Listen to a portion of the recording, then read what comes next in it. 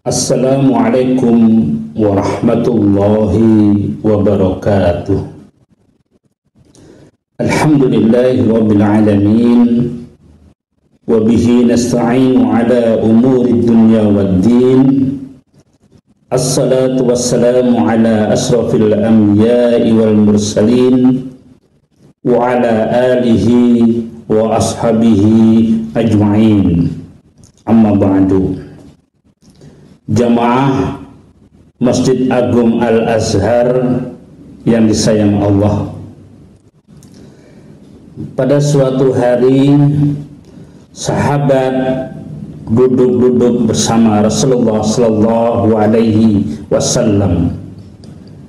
Mendadak beliau Sallallahu Alaihi Wasallam bersabda, "Yatlu alaikumul an rajulun min ahlil jannah." Sebentar lagi akan datang kepada kalian seorang penghuni surga. Dan benar, tidak lama kemudian datang laki-laki Ansar dengan kondisi wajahnya basah kena air wudhu. Esok harinya, ketika sahabat sedang duduk-duduk bersama Rasulullah SAW, sekali lagi Rasulullah bersabda, "Yatlu alaikumul an rajulun min ahlil jannah." Dan ternyata gak berapa lama datang laki-laki Ansar yang kemarin datang. Pada hari yang ketiga, ketika sahabat sedang duduk-duduk bersama Rasulullah Sallallahu Alaihi Wasallam, lagi-lagi Rasulullah Sallallahu Alaihi Wasallam bersabda, "Yatlu alaikumul an rajulun min ahlil jannah." Dan lagi-lagi ternyata datang seorang laki-laki Ansar yang kemarin datang. Seorang sahabat Rasulullah Sallallahu Alaihi Wasallam yang masih muda belia waktu itu, yaitu Abdullah bin Amr bin As, penasaran mengapa orang ini setiap akan datang selalu Rasulullah SAW mengatakan akan datang seorang penghuni surga, berarti dia seorang penghuni surga. Maka ingin tahu lebih jauh, Abdullah bin Amr bin As mengikuti orang ini sampai ke rumahnya.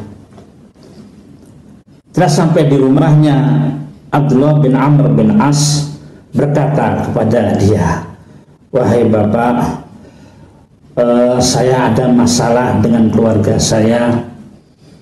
Saya berjanji untuk tidak pulang selama 3 hari. Selama 3 hari itu bolehkah saya bermalam di rumah bapak?" Laki-laki Ansar itu mengizinkan, "Naam, boleh, silakan." Maka selama 3 hari 3 malam Abdullah bin Amr bin As tinggal di rumah orang tua tersebut dan melihat, meneliti, memperhatikan apa yang dilakukan oleh orang tua tersebut sehingga dia termasuk seorang penghuni surga. Ternyata pada malam harinya orang tua tersebut tidak melakukan salat tahajud, siangnya juga tidak puasa. Selama 3 hari 3 malam Abdullah bin Amr bin As tidak menemukan hal-hal yang istimewa, ibadahnya biasa saja. Akhirnya pada hari berikutnya Abdullah bin Amr bin As mengatakan, "Wahai bapak, maafkan saya. Sebenarnya tidak ada masalah antara saya dan keluarga saya. Saya berkata demikian karena saya ingin tahu apa sih amalan Bapak sehingga Bapak disebut oleh Rasulullah SAW sebagai seorang penghuni surga. Orang Ansar tadi mengatakan, ma huwa illa ma ra'aita, amalanku tidak lebih dari apa yang kamu lihat. Namun ketika Abdullah bin Amr bin As berpamitan ingin pergi, orang Ansar tadi mengatakan segini, memang benar amalanku tidak lebih dari apa yang kamu lihat, namun dalam hatiku tidak ada sedikit pun rasa jengkel kepada kaum muslimin, wala ahsudu ahadan ala khairin a'tahu Allahu iyyahu, dan aku tidak pernah hasad kepada seseorang atas nikmat yang telah Allah karuniakan kepadanya. Mendengar hal itu, Abdullah bin Amr bin As lalu berkata, hiyallati balagat bika wa hiyallati la nutiq, itulah yang membuat Anda mencapai kedudukan seperti ini sebagai ahli surga, dan itulah yang kami belum mampu melakukannya. Kisah ini diriwayatkan oleh Ahmad dengan sanad sahih. Hadirin jamaah Masjid Agung Al-Azhar yang disayang Allah, dalam hadis dan kisah tersebut Rasulullah menggambarkan salah satu penghuni surga. Dia memang bukan orang yang rajin sholat malam, rajin puasa sunnah, rajin ibadah-ibadah istimewa lainnya, setidaknya yang tampak lahiriah. Namun dia mempunyai amalan hati, hatinya bersih, hatinya lapang, hatinya luas seluas samudra.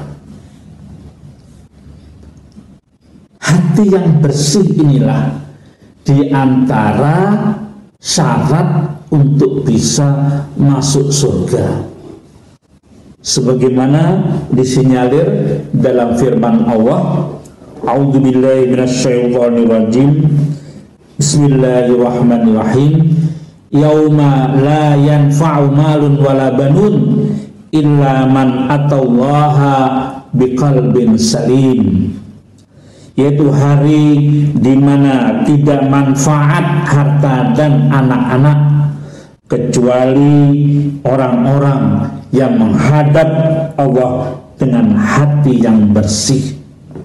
Quran surat Asy-Syu'ara ayat 88 sampai 89. Qalbun salim, hati yang bersih. Para mufasir menafsirkan hati yang bersih, di antaranya hati yang bersih dari kemunafikan, hati yang bersih dari kesyirikan, hati yang bersih dari penyakit hati, di antaranya adalah bersih dari sifat dengki, bersih dari sifat hasad. Hadirin jamaah Masjid Agung Al-Azhar, hasad itu apa sih? Hasad atau dalam bahasa Indonesia dengki atau iri, mudahnya adalah susah melihat orang senang dan senang melihat orang susah. Itulah hasad, itulah dengki. Ada teman yang naik pangkat, dia stres. Ada teman lulus studi dengan hasil yang memuaskan, dia sakit, dia sedih. Kebalikannya, ada teman bangkrut, dia bergembira. Ada sahabatnya diturunkan jabatannya, dia malah sujud syukur. Ada sahabatnya dipecat, dia malah mengadakan syukuran 3 hari 3 malam. Inilah hati yang dengki, hati yang hasad. Syekh Islam Ibnu Taimiyah mengatakan bahwa kebanyakan orang bisa terpapar penyakit hasad, bisa terpapar penyakit dengki dan iri ini, kecuali hanya sedikit saja. Penyakit dengki atau hasad ini bisa terjadi di semua level kehidupan di masyarakat. Namun umumnya hasad dan dengki ini terjadi pada orang-orang selevel atau sederajat atau seprofesi. Umpamanya seorang pedagang bakso bisa dengki kepada pedagang bakso lainnya. Seorang tukang ojek dengki, iri kepada tukang ojek lainnya. Jarang kita dengar tukang ojek iri dengki kepada artis papan atas. Jarang kita temui. Nah, artis biasanya dengki kepada sesama artis. Karyawan juga dengki dan iri kepada sesama karyawan. Pejabat juga bisa dengki, iri dengan pejabat lainnya. Pengurus partai dengki dan iri kepada pengurus partai lainnya. Bahkan seorang ustadz pun bisa dengki dan iri kepada ustadz lainnya yang lebih populer. Padahal dengki ini sudah dinyatakan oleh Rasulullah SAW sebagai perbuatan yang harus dijauhi. Rasulullah pun melarang untuk orang-orang berbuat dengki. Dalam firman-Nya, dalam sabdanya, Rasulullah SAW bersabda, "La tahasadu wa la tabaghadu wa la taqatu'u wa kunu ibadallahi ikhwana." Janganlah kalian saling hasad, janganlah kalian saling membenci, janganlah kalian saling memboikot. Jadilah kalian hamba-hamba Allah yang bersaudara. Hadis riwayat Muslim. Sifat hasad, sifat dengki ini jika diperturutkan akan berakibat pada dosa-dosa yang lainnya. Orang yang dengki bisa membuat dia melakukan dosa yang lainnya seperti ghibah, bahkan perbuatan zalim lainnya yang akibatnya bisa menghilangkan amalan-amalan kebaikannya.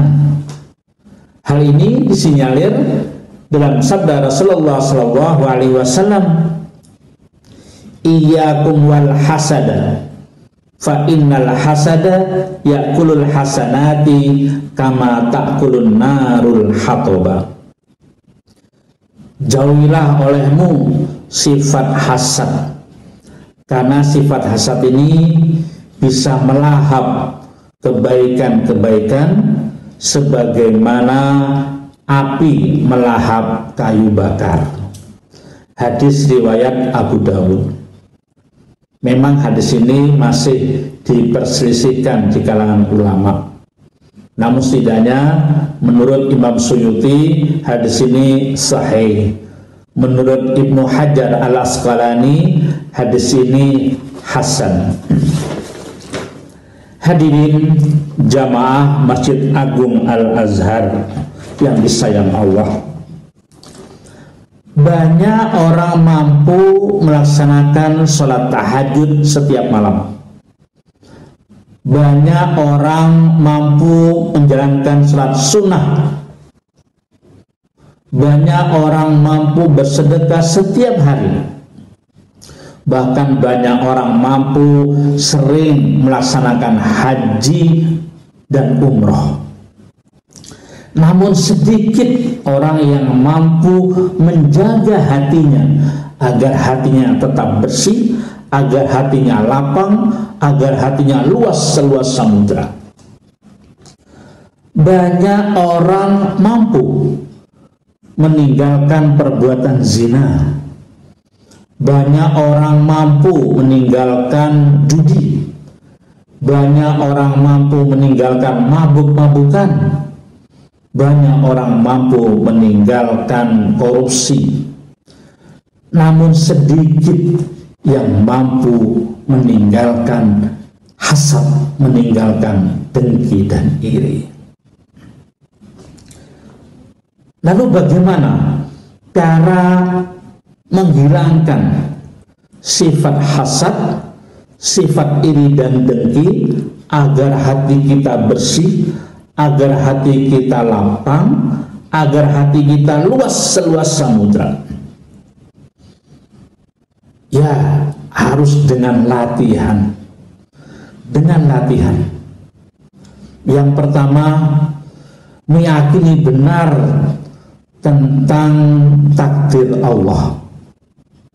Orang-orang yang mendapatkan kebahagiaan, kenikmatan itu adalah takdir Allah. Maka kita tidak patut untuk iri kepada mereka. Kalau kita iri kepada mereka, sama saja kita mempertanyakan keadilan Allah Subhanahu wa ta'ala. Yang kedua, harus banyak menyadari, memahami tentang bahaya sifat hasad, sifat iri dan dengki itu, yaitu diantaranya bisa berakibat meruntuhkan kebaikan-kebaikan yang telah kita lakukan. Yang ketiga, banyak-banyak berdoa kepada Allah Subhanahu wa ta'ala. Di antara doa yang diajarkan dan disebutkan dalam Al-Quran yaitu Rabbana ighfir lana wa li ikhwanina alladhina sabaquna bil iman wa la taj'al fi qulubina ghillan lil ladzina amanu Rabbana innaka ra'ufur rahim.